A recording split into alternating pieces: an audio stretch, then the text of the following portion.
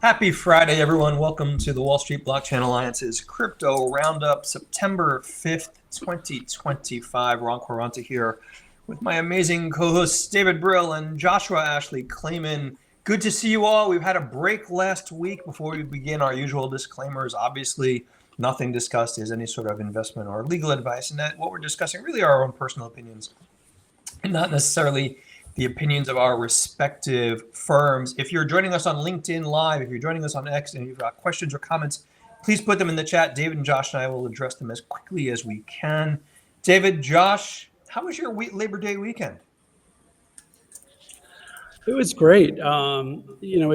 It's always great to see the start of fall and just seeing family and start of college football season, and no lack of news. So it was a really fun weekend, but ready to jump in with both feet.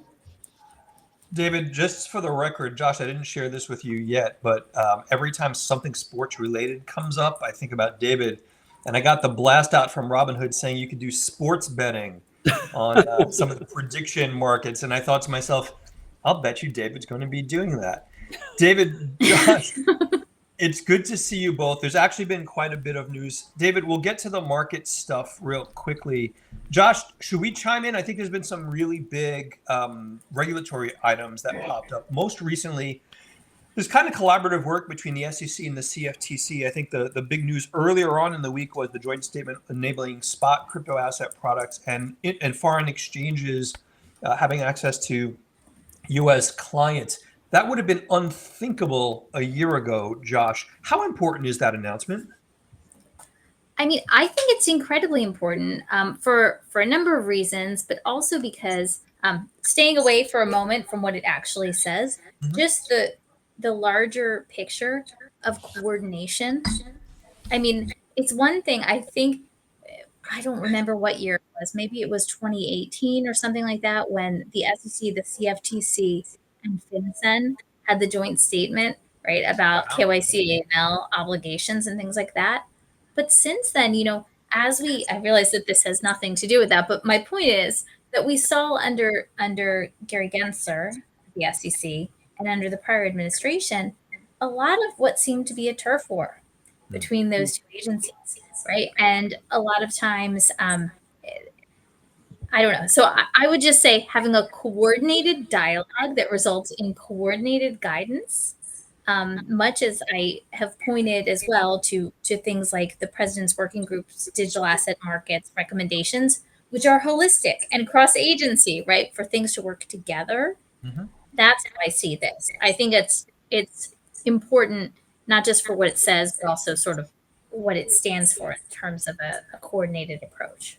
Yeah, for me, Josh, it really represented an entirely different tone and tempo of conversation compared to what was happening in Washington in the previous regimes at SEC and CFTC. David, I wanted to raise one thing in this context. Would love your comments and thoughts about it. But the thing that stood out for me, and I think you and I are aligned, people should be allowed to buy or invest in what they're capable of, buyer beware, do the research. This very specifically called out the inclusion of leveraged and margined products. Are you kind of concerned about that from a retail perspective? So look, for starters, like we've always had option products available on securities, and we have option products available really right now on some of the Bitcoin ETFs. I think for those who are crypto native, they're used to seeing perps and different levels of leverage. The sort of free market side of me, believes that people should have access to products. They shouldn't be sort of governed by others what they should have access to. But I do have some concerns about very high amounts of leverage and people not truly understanding how it works and losing money in a way that they may not fully appreciate. And I've played with some of the products that some of the exchanges offer. And I have to say, some of them are pretty straightforward, but sometimes it's been hard for me to understand how much, how much leverage you're using, but how much you need behind so that you're not liquidated. And right. I'll tell you, one platform I use during the day, you have one level of liquidation. and at night you have a different level. And I could Yeah. see it being really confusing for people thinking that, oh, I have enough margin during the day, but now at night it flips and I suddenly don't. So Yeah. I do think there needs to be some more communication, some more disclosures around things so people can understand it better. But I do think it's better that people can have the option to use onshore products instead of having to go offshore if they want to trade derivatives. David, I agree with you, and I want to throw out one thing there as well. I wonder how much of this is yet another call for the industry to educate participants in this space. And I'll just share with you, David, I've been looking at the perps, the perpetual futures. I would argue so many, and it's a fascinating use case, and it's a fascinating capability that I think some investors would really potentially benefit from. But futures without, perps without expirations are an entirely different animal for a lot of investors. Do you agree, David and Josh, that this is kind of a call to the industry? You've got all of these really exciting products that you're now able to give to clients. Make sure they know how to use it. Yes, I do think so. And look, if you look carefully, even like on the traditional equity platforms, when you're buying more high risk assets, they have like little disclosures and tick boxes that you have to check. Right. And maybe it's the kind of thing that there's like a little portal that people should go through before they get access to these things. Again, I am not looking in any way to gatekeep people from accessing products that they want. But I do think, for instance, with the perps, there is some challenge around understanding, what your margin equity is and how much you need, and it can move very quickly, and you don't want to see people get liquidated. So Yep. I do think some additional communication and disclosure would be helpful. Josh, when, again, not naming specific clients or any specific work, you certainly have clients across a wide spectrum of different industry groups and verticals. How aware are they of the challenges in your mind that you can share of educating clients with these new services? Is it something that's on the radar? Can you speak to that at all or no? So I would say maybe stepping away from these particular types of technologies, right, to other types of technologies in our industry, including, for example, voting with a token, right? If I just stay with voting with a token, Yep. I think that a focus of, or should be a focus of many projects is, okay, how do we, if someone buys our token, they aren't a dev, right? They haven't been in the community for a while. How do we teach them how to vote? And I think it's the same sort of thing. So the advice that's being sought, I don't want to touch upon which parties Sure. or who may be looking into how to educate, but I think that this is pervasive across different functions and different things we can do or we will be able to do. So I do think it will be a concern.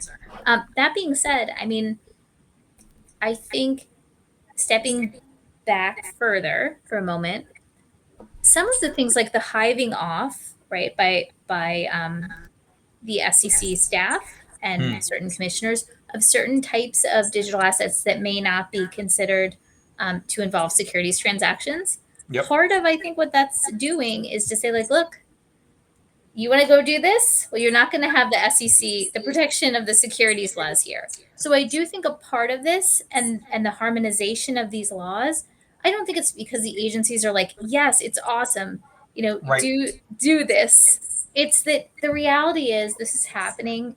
There's a lot of business that's happening offshore.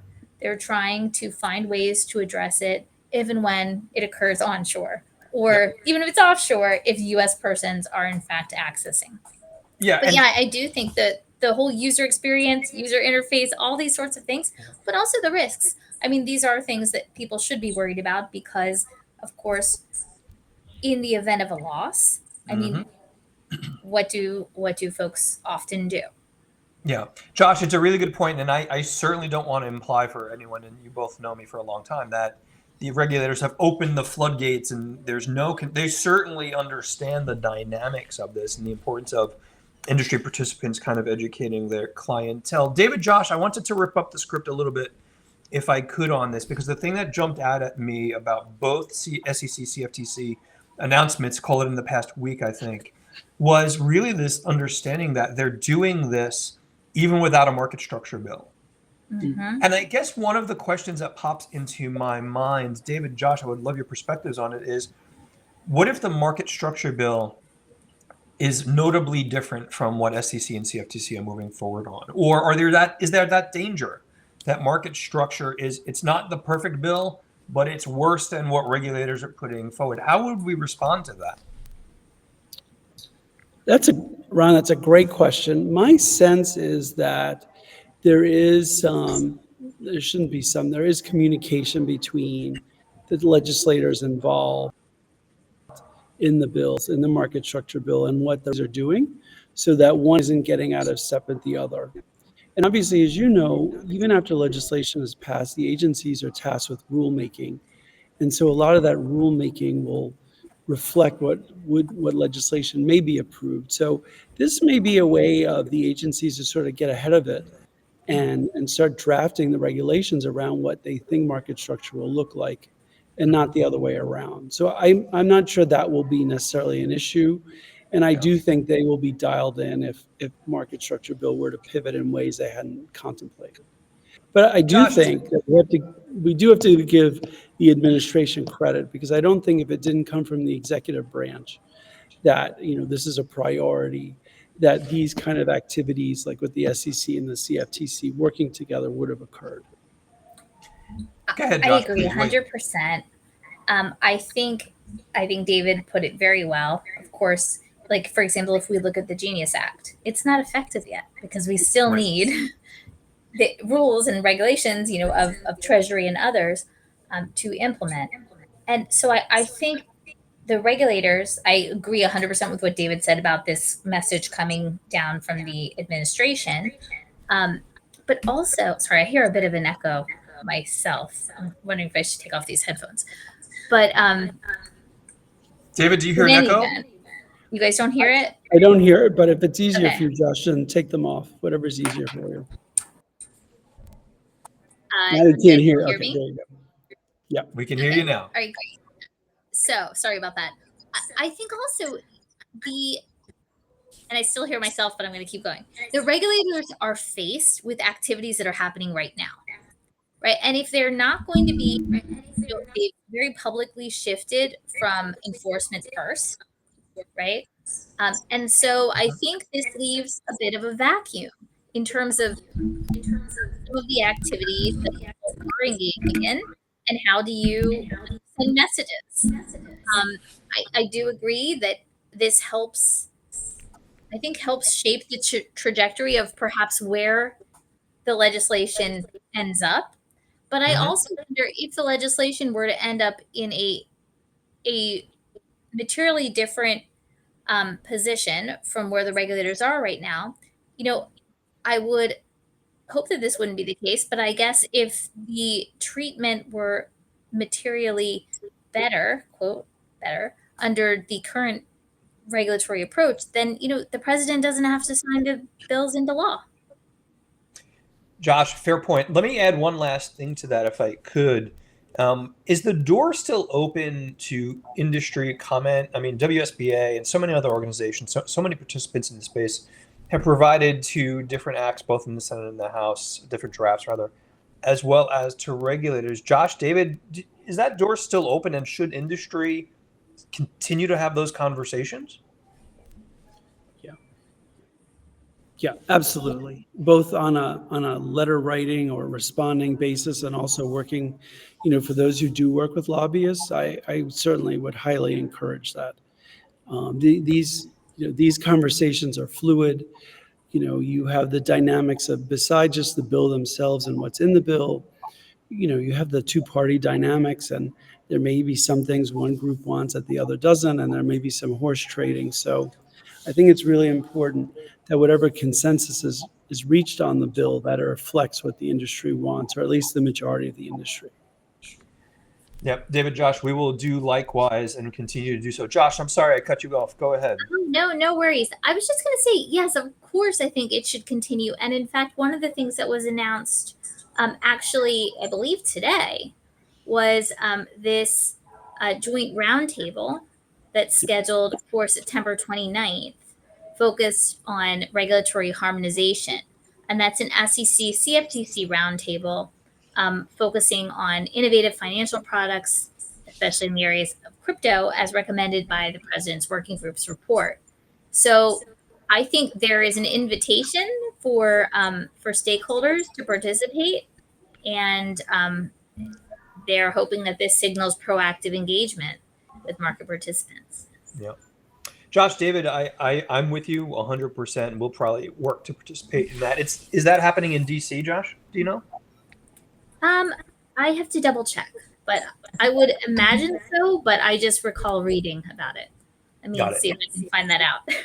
Well, while you're doing that, David, I'm going to rip up the script one more time on something jumped out at me again this week as well as I was recovering from a sedate and quiet Labor Day weekend and jumped right back into it. Is the news about US Bank getting back into crypto custody, which if we all look at the news, is literally a direct result of the revocation of SAB 121.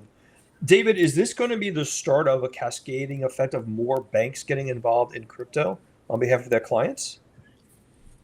Yeah, absolutely, Ron. And I actually had a meeting with a large international bank today talking about what kind of strategy would they want to employ if they were to start offering crypto products, and what would it look like, and how, and we got into a lot of interesting details, whether it be if we offer spot trading, do we want to allow withdrawals of crypto to third parties, or do we want to keep it just fiat wall gardened? So I think there's a lot of those issues. And I think there are a lot of, issues that the banks are thinking about. With stable coins, do you build your own stable coin? Do you white label your own stable coin? Do you use an existing one? I think there are a lot of really interesting choices that have to be made. But to answer your question, yes, I do think so. I think it's not a matter of, if, but when. And, each incremental step forward is good, for TradFi to get more involved. Yep.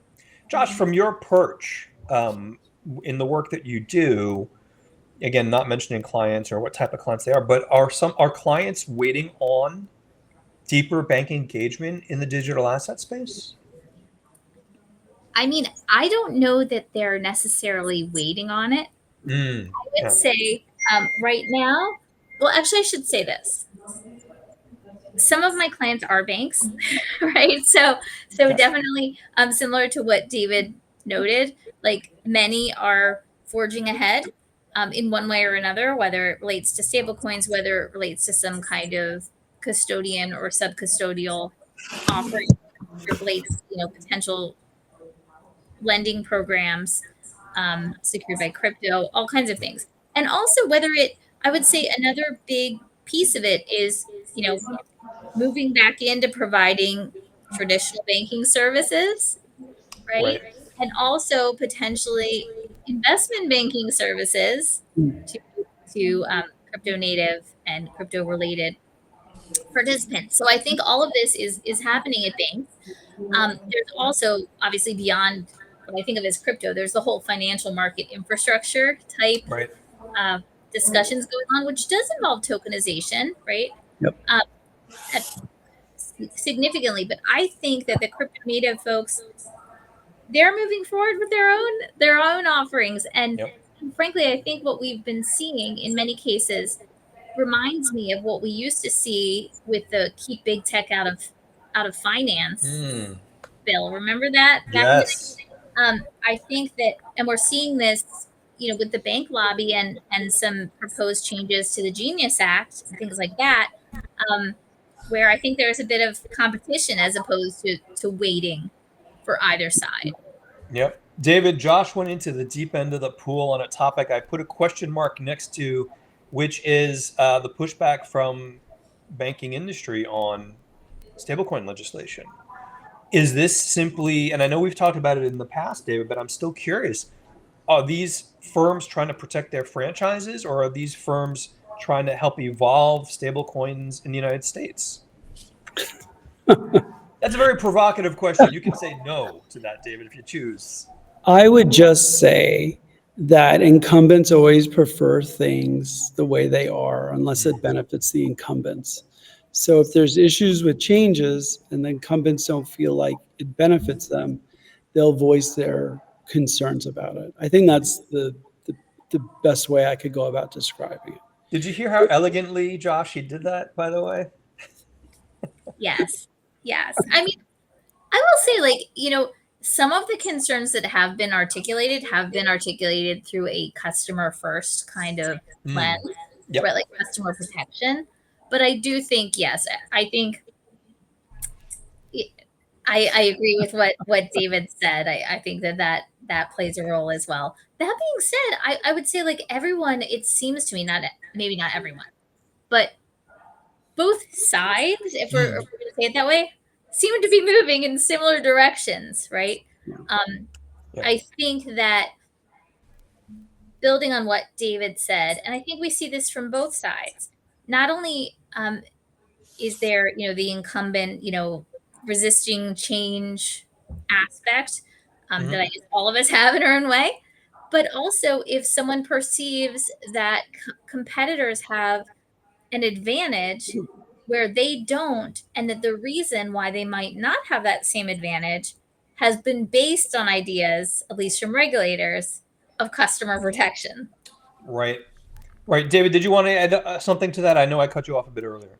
Again, I had an interesting conversation with, really some sophisticated people at a bank.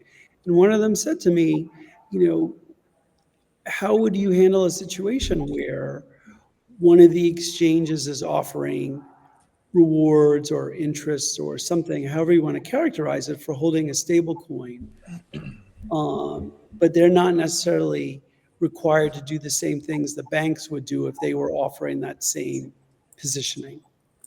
Now, like looking at it from the consumer point of view, like I think that's what consumers want, and they want those choices. So I think that's really what they want. Yeah. But I do see, an argument that perhaps, there is an advantage on one side of the ledger versus the other. But I wanted to bring up something else, Ron, so I'm going to rip up the script. So go ahead. I think, as we all know, many people were accessing offshore exchanges because they wanted access to tokens or products, in the past 5 years. So I'm curious to know, with this potential opening and of access to Americans of foreign exchanges, what happens to the U.S. branches of some of the crypto exchanges, the global crypto exchanges? Yeah. Will those be necessary still? Will they be somehow differentiated? Or I'm just curious how that's going to evolve, and if either of you have thought about that. I have not, and you've given me weekend homework. Thanks for that, David. Josh, any comments? I have not given it a great deal of thought either, but I would love, David, if you're able to share any thoughts that you may have, prompt some thoughts. She lobbed that right back to you, David. I know. Kind of reminds me of my life in corporate America when you'd sit at like an executive meeting and you bring up an idea and they're like, David, that's a great idea. I think you should own that. I certainly learned that like the first couple of years I was general counsel, and I took that under advisement very quickly. I think the second time it happened to me. The first time I thought, I was like, oh, maybe that was a little unlucky. But then the second time I quickly realized that was the name of the game. I think, Josh, it's interesting because I wonder if, let's take in New York, for example. There's only a certain amount of whitelisted tokens in New York, and certain tokens that you can, offer to New York, consumers. So maybe the U.S. branches will offer like a subset, that can only be offered to certain states and things like that. And then the more global one will be more open. So maybe New Yorkers wouldn't have access to these global exchanges, but the U.S. branch of those exchanges could offer, New Yorkers and a few other jurisdictions that are more restrictive. David, Josh, thank you both. Go ahead, Josh. Sorry. No, I think that's a really interesting idea. I think this isn't the same thing, but it just made me think of something when you said it, which is a lot of times when talking with folks from overseas, right, who may be engaging with stablecoins or stablecoin rails or something like that, or launching a stablecoin, and you start talking about U.S. correspondent banks and U.S. branches and things like that, and also U.S. token issuers, and explaining, the whole KYC, AML requirements that the the US persons, including the correspondent banks, may be subject to, but also explaining that even though these non-US persons may not be directly subject to US sanction requirements, right? That one of the requirements they are subject to in the view of the US is that they are not permitted to cause US persons to violate US sanctions. So it leads to really an analysis that goes far beyond what often people were thinking of. I don't know why that triggered that in my mind to mention that, but David, I think what you're suggesting is something that sounds really interesting and potentially could work. David, Josh, thank you both so much. Shout out to dear friend and the one only Emma Channing. Can you have a day when you guys do introductory stuff for 10 minutes? Emma, this is what happens when we have too much coffee on any given morning, but we will do our best. It's good to see you. Thank you for joining us. David, I've got to do the pivot to markets. We're talking about relatively good news in the United States, regulators working together, crypto bills moving forward, innovators being innovators, and the crypto markets are in a really crappy little trading range and nothing blows through the ceiling. Everyone's waiting for our altcoins coming. Is the altcoin market here? It's not. David, what is powering the resistance for crypto to move forward? And is it being driven by macro? Well, September's usually been a slow month for crypto, so I think that's one thing. I think we're in a weird position in that the jobs numbers, and it's kind of like our economy and the stock market is always a little bit ironic, because the worse the jobs numbers are, the more likelihood we'll have a rate decrease, a rate cut, and then the rate cut's good for the market. So it sort of has these weird dynamics. I think the challenge with our crypto markets right now is that the inflation is likely to keep going up, and unemployment is likely to keep going up. So it's kind of putting the Fed chair in a box, because typically those aren't the conditions where you would see a rate cut. But with everything going on, sort of globally in the US and sort of what's been communicated, we are most likely going to see one rate cut, in September. And even there's been like a little bit of chatter of it maybe going up to 50 basis points, but I don't see that happening. David, for the audience, I just wanted to throw this out there because you and I were texting earlier today about the data.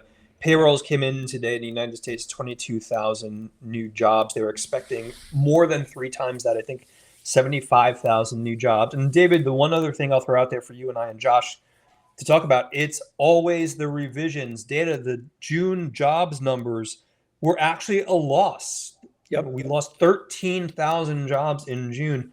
David, I'm going to say it. Tell me if you agree or disagree. Josh, I'd love your opinion as well. In the same way the Fed got inflation wrong, call it 3, 4, 5 years ago, they're now getting the jobs data wrong, and they're going to be late to the game. Yeah. Do you agree? Look, I do agree. And I think this was the first loss of jobs since 2021. Yeah. Look, data dependence makes sense when the data is solid and reliable. When it's not solid and reliable, it's problematic. So maybe there just really needs to be some sort of hybrid model that's used. And I haven't thought this out on a granular level, but maybe there has to be some middle ground.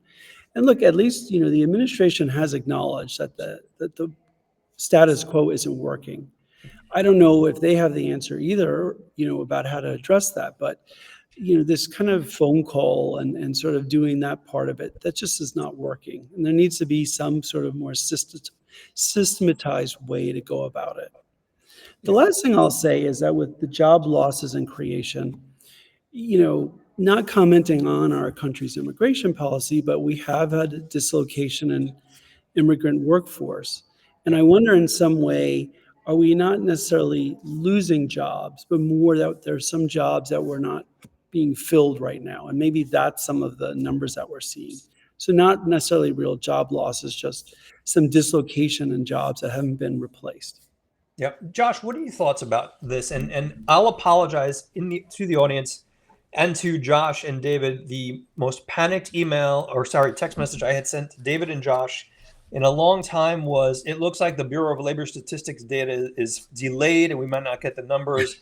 That was the most panicked kind of exclamation text message I've ever sent to David and Josh. Josh, the three of us have been talking markets for a long, long time together.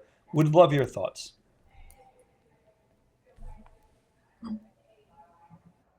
Can't hear you. That's probably for the best. No, I was just gonna say, no, this kind of stuff I really defer to. Like, I think what you guys are saying makes sense. I don't really have any mind blowing insights to add to this. Yeah. This time. What do you think, Ron? Look, I mean, David, you and I literally chat about this or text about it almost daily. I think by nature of how it operates, the Fed is behind the curve. And I'll be candid, I won't make this a political conversation.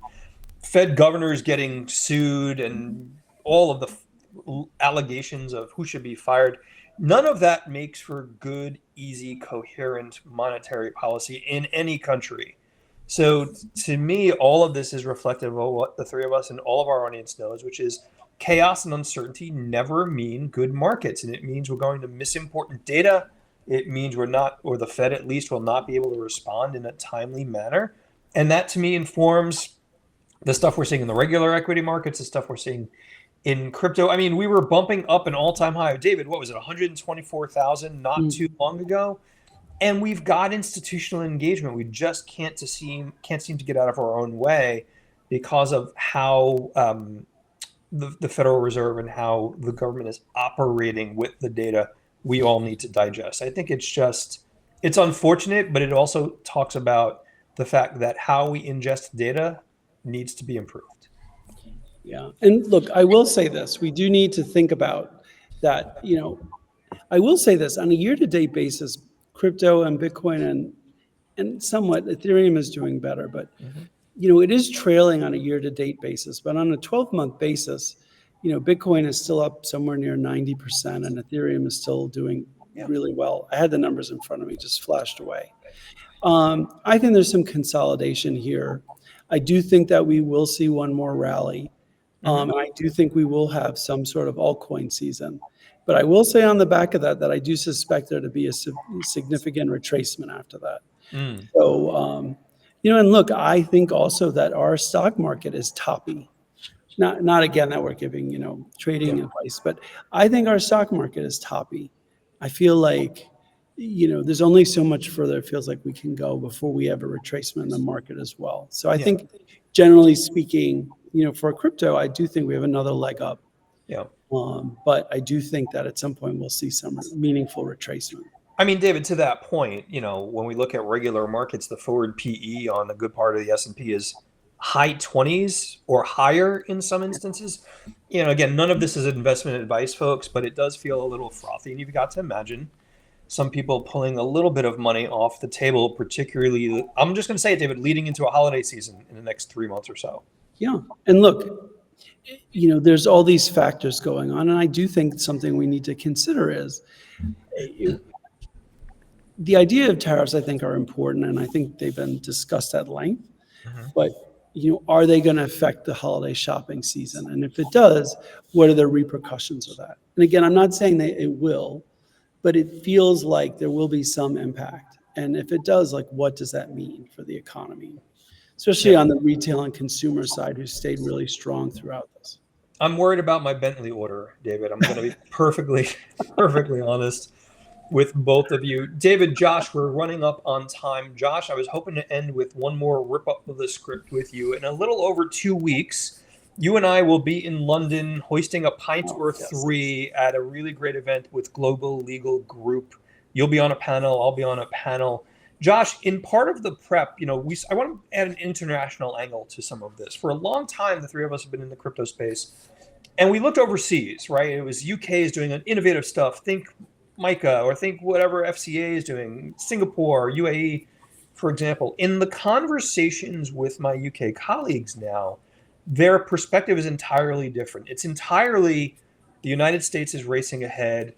We're kind of falling behind. In a best case scenario, we'll end up being runner-up in the crypto world. But they seem to be having very specific conversations around, we're going to lose crypto businesses. They'll go overseas.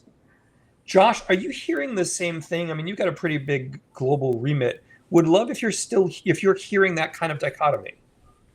So I would say I don't think it's limited, for example, to the UK. I think other jurisdictions, including Singapore, also the EU generally, other places are really sitting up and taking notice of what the US is doing. I mean, particularly with the EU, where they have been over time like leaders in in crypto related regulation of one form or another, namely MiCA, right?